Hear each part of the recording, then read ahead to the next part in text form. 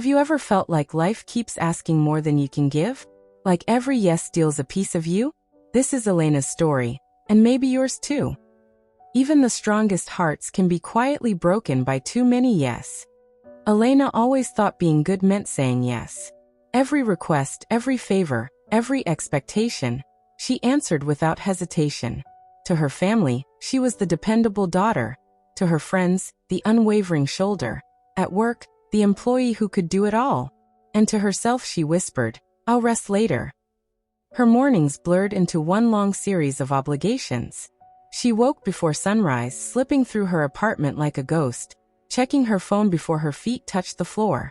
Emails awaited, messages piled up, and her coffee went cold as she tried to squeeze one more task into the day. Evenings were no different. Meetings ran late, friends needed advice, family required guidance, and she always answered. Always. She had once loved painting, journaling, and singing in the shower. Now her life was a calendar, color-coded chaos of responsibilities. The corner of her apartment where a canvas waited was now buried under work folders. Her colors were replaced by clutter, her joy replaced by duty. At first, saying yes was easy. It felt like love, like strength, like purpose. But slowly over the years it became chains. Every yes took something from her, energy, time, joy, and no one noticed. Every favor she granted built walls around her own life, and she kept building, brick by brick, smile by smile. Her relationships frayed quietly. Her partner noticed the distance, tried to bridge it, but she was already a shadow of herself. Her friends took for granted her availability.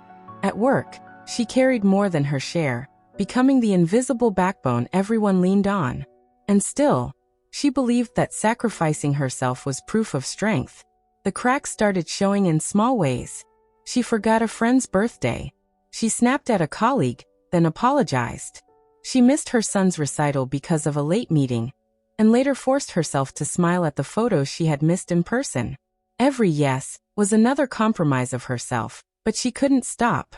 Saying no felt like betrayal, to others, to expectations, to the life she thought she should live. Then came the first real warning.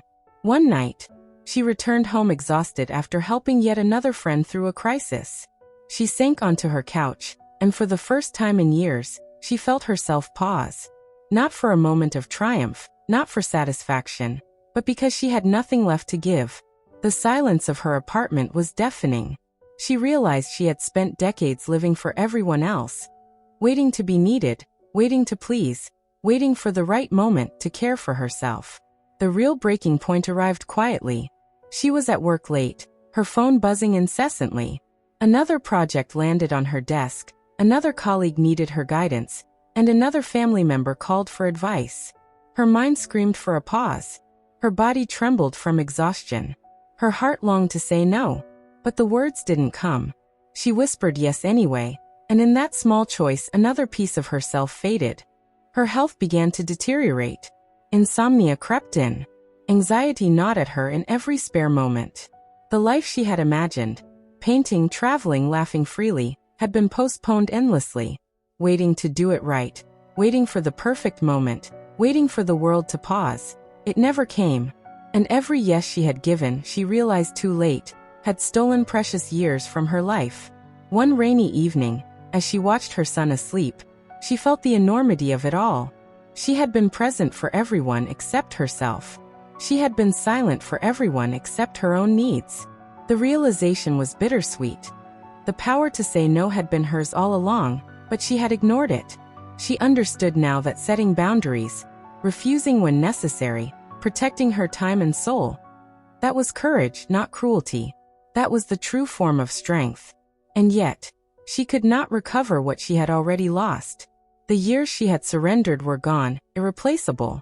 She could start saying no now. She could reclaim her life, but the cost of waiting so long would always remain a shadow. A reminder of what happens when silence becomes obedience, when kindness becomes self-erasure, when waiting to live becomes a lifetime of delay. In her quiet epiphany, Elena began to reclaim herself. She declined tasks that weren't hers. She left unfinished conversations to rest. She picked up a paintbrush for the first time in years. She walked alone in the rain, breathing in air that finally felt hers. And while some losses could never be undone, she understood the vital lesson. The power to say no is the power to live. It is the quiet courage that protects the self from being lost in the service of everyone else. And so, her story is both a warning and an invitation. A warning that waiting too long, giving too much, and sacrificing silently can cost you your life. An invitation to embrace the courage of no, to protect your heart, your time, your energy, before it is too late.